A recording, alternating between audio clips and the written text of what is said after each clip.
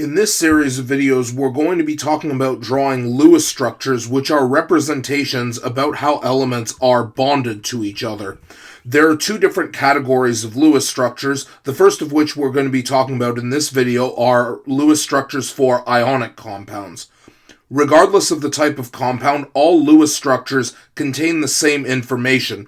The first and most important piece of information are the chemical symbols for every element in the compound.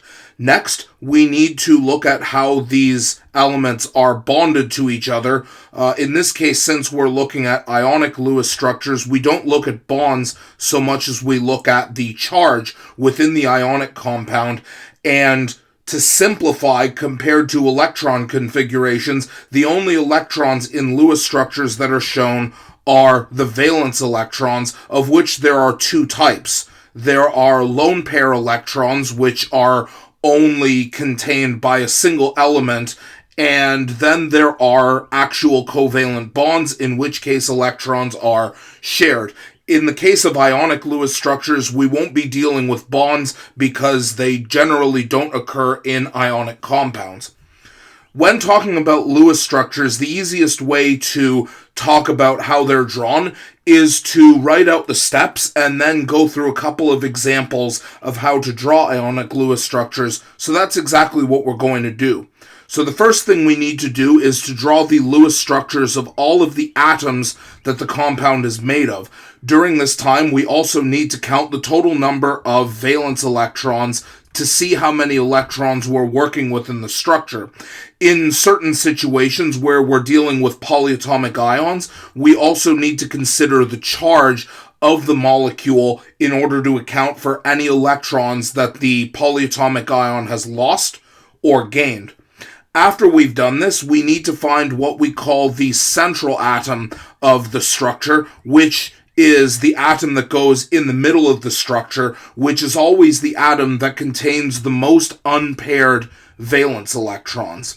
As an example of this, if we take a look at our first ionic compound that we're going to draw, AlF3, our two atomic structures are aluminum, which we know has 3 valence electrons, 1, 2, 3, and fluorine, which we know as a halogen has 7 valence electrons, 1, 2, 3, 4, 5, 6, 7. Because we're counting unpaired electrons, we can count that aluminum has 3, while fluorine only has 1. Therefore, aluminum is our atom that goes in the center, with the fluorine atoms surrounding it, something like this. Because we're dealing with ionic compounds, the next thing we need to do is we need to turn every atom into an ion, which means that we need to give each atom a full valence shell.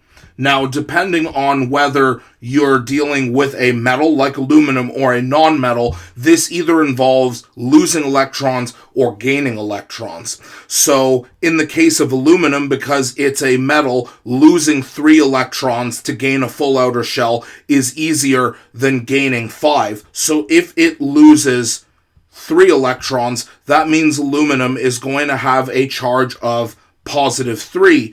Fluorine, on the other hand, because it has 7 valence electrons, it's easier to gain 1 electron than it is to lose the other 7, and when it gains 1 electron, its charge becomes -1. After we've turned all of the atoms into ions in order to give them a full valence shell, we need to add the charge to the atom in order to show that it has either lost or gained electrons, and we need to add brackets to the atom in order to show the ionic bonds that form. So if we work through this entire process here, now that we've drawn each of the atomic structures of aluminum and fluorine, let's count the total number of electrons. So aluminum has 3 electrons, and there are 3 fluorines, each of which having 7 electrons. 7 times 3 is 21 electrons in total. If we add the 3 from aluminum and the 21 from our 3 fluorines, we get 24 electrons in total. This is important because we need to check whether our final atomic structure or final Lewis structure has these 24 electrons in them.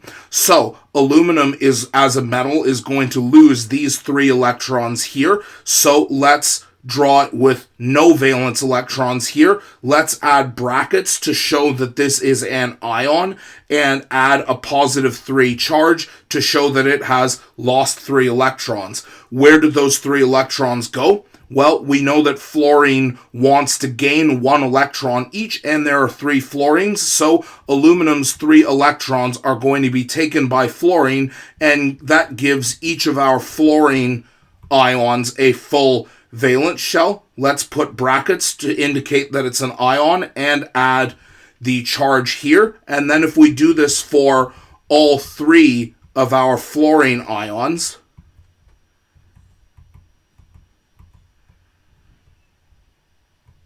that should be a complete Lewis structure. So here's how we use our total electron count. Let's double check and see whether the total visible valence electrons is equal to 24. 2, 4, 6, 8. So each fluorine has 8 valence electrons because of the full outer shell. 8 plus 8 is 16, plus 8 is 24. And because we have no electrons left over, that means our structure is good. We have correctly labeled the charge of all of our ions, and we show the brackets to indicate that there's a positive-negative attraction between each atom, and there we are. That is our Lewis structure of aluminum fluoride. If we try the next structure here as an example, we know that potassium is an alkali metal, which means that it has 1 valence electron, and because we have 2 potassium atoms, 1 times 2 is 2 valence electrons from potassium. We've only got 1 oxygen, and we know that oxygen has 6 valence electrons. So 2 plus 6 means that our overall structure is going to have 8 valence electrons. Next, we need to find the middle atom. We know that potassium only has 1 unpaired valence electron, whereas oxygen has 2, so it makes sense to put oxygen in the center and our potassium atoms off to the side like this. Next, let's convert them both into ions. Potassium, we know, only has 1 valence electron, so it's going to lose its 1 valence electron. Oxygen has 2 unpaired. It has 6. It wants to have 8 in total, so we know it's going to gain 2, 1 from each of the potassiums, and therefore, if it gains 2, it ends up with a full valence shell. So let's put that right here on the structure. So here, these are the 2 electrons that oxygen has gained from potassium. It has a full outer shell, 8 valence electrons. Let's put the brackets and the charge to indicate that this is an ion. We have a total of 2, 4, 6, 8 electrons because each potassium has lost its valence electrons. That means we have 0 electrons left, so we're good. All that remains is to add the positive 1 charge to each potassium to show that there is the positive-negative attraction. So that concludes our video on constructing Lewis structures of ionic compounds. In the next video, we're going to look at the process of drawing Lewis structures for covalent compounds that actually have bonds in which electrons are shared rather than a full electron transfer.